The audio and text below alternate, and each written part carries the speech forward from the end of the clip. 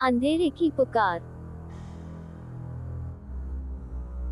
रात का घना अंधेरा था और शहर से दूर एक पुराना हवेली खंडहर बन चुकी थी। लोग कहते थे कि उस हवेली में कभी किसी का जाना नहीं हुआ और जो भी गया वह वापस नहीं लौटा। हवेली की कहानी गांव में डर और रहस्य से भरी हुई थी। बहुत साल पहले वहां एक अमीर परिवार रहता था, परंतु किसी अज्ञात कारणवश एक ही रात में पूरा परिवार मर गया था। तब से हवेली सुनसान थी और लोग उसे मौत की हवेली के नाम से जानते थे। उस रात अमन अपने 3 दोस्तों के साथ उस हवेली में जाने का साहस कर रहा था। गांव के लोग उन्हें बार बार चेतावनी दे चुके थे कि वहां मत जाओ, परंतु अमन और उसके दोस्तों को सिर्फ रोमांच चाहिए था। वह इस बात को नहीं मानते थे कि हवेली में कोई आत्मा है या वहां कोई भूत प्रेत है। उनकी सोच में ये सब पुराने जमाने की बातें थी। रास्ते की शुरुआत। अमन, रोहित, सुमित और पलक एक पुरानी जीप में बैठकर हवेली की ओर रवाना हुए। रास्ता जंगल से होकर गुजरता था और जैसे जैसे वे हवेली के करीब पहुंचते गए, माहौल भारी और रहस्यमय होता गया। चारों ओर सन्नाटा था, सिर्फ जंगल की सरसराहट और कभी कभी किसी जंगली जानवर की आवाज सुनाई दे रही थी। क्या तुम्हें लगता है कि यह सही फैसला है? पलक ने धीरे से पूछा। ये सिर्फ डर की बातें हैं। हम बस थोड़ी मस्ती करने जा रहे हैं, अमन ने कहा। जीप हवेली के पास पहुंची और उन्होंने देखा कि हवेली की दीवारें खंडहर हो चुकी थी। उस पर घास और बेलें उगाई थी और एक अजीब सी दुर्गंध वातावरण में फैली हुई थी।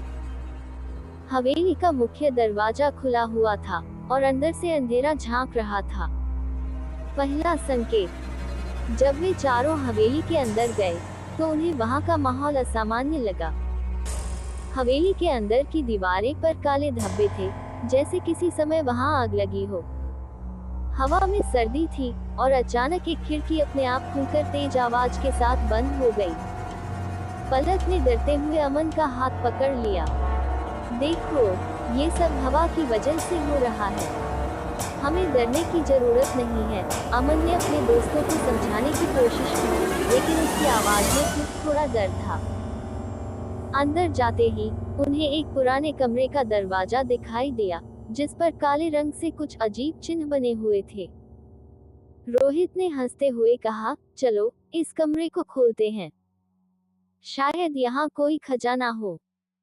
जैसे ही उन्होंने दरवाजा खोला, एक भयानक ठंडी हवा का झोंका उनके ऊपर से गुजरा और चारों के शरीर में अजीब सा सिहरन हुई।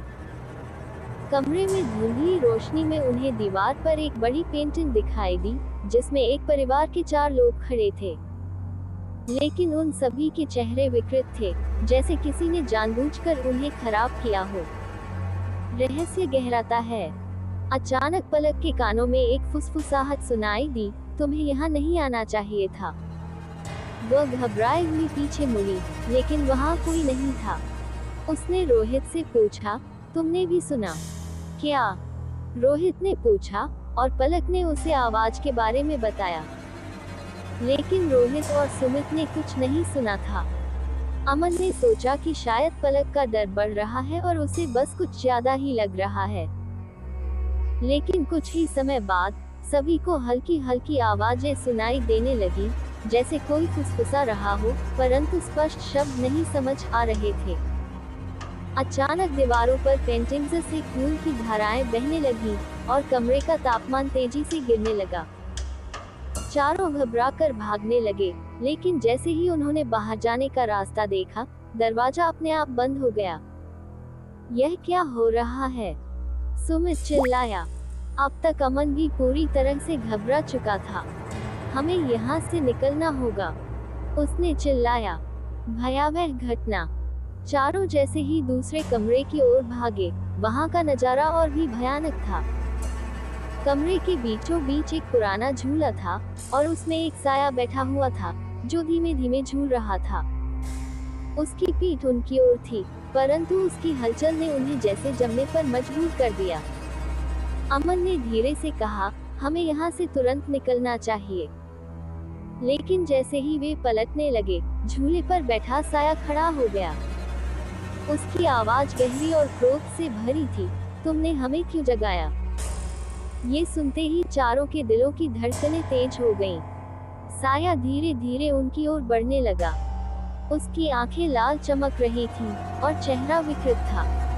पलक ने चीखकर दरवाजे की ओर दौड़ लगाई, लेकिन दरवाजा जैसे किसी अदृश्य शक्ति से बंद था।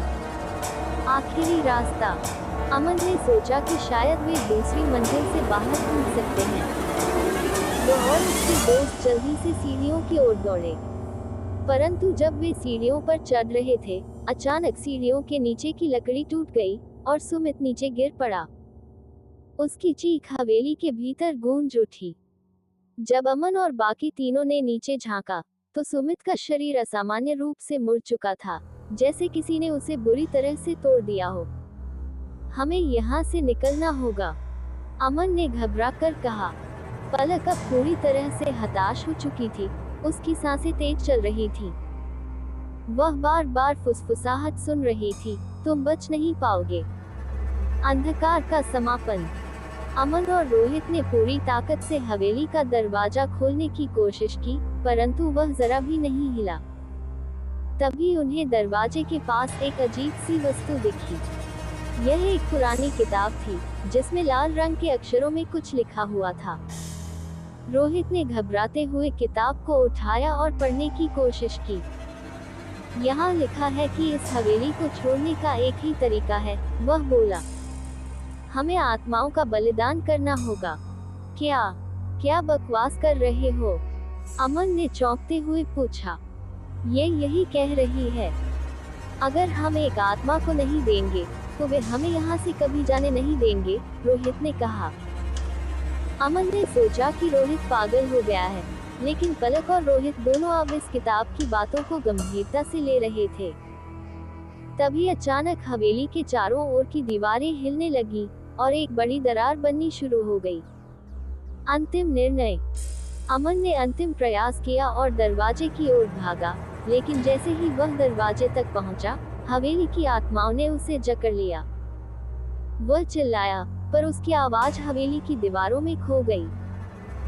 पलक और रोहित ने एक दूसरे की ओर देखा, और जैसे ही हवेली की आत्माएं उन तक पहुंची, हवेली का पूरा ढांचा ध्वस्त हो गया। अगली सुबह गांव वालों ने जब हवेली की ओर देखा, तो वहां सिर्फ एक ध्वस्त इमारत थी और चारों दोस्तों का कोई अता पता नहीं था।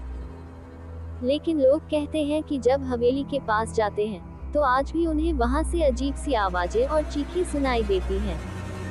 समाप्ति। वह हवेली अब भी वही खड़ी है, भले ही खंडहर हो चुकी है, परंतु उसके अंदर का डर और रहस्य अब भी जिंदा है। जो भी उस हवेली के पास जाता है, उसे वापस जाने की इजाजत नहीं मिलती।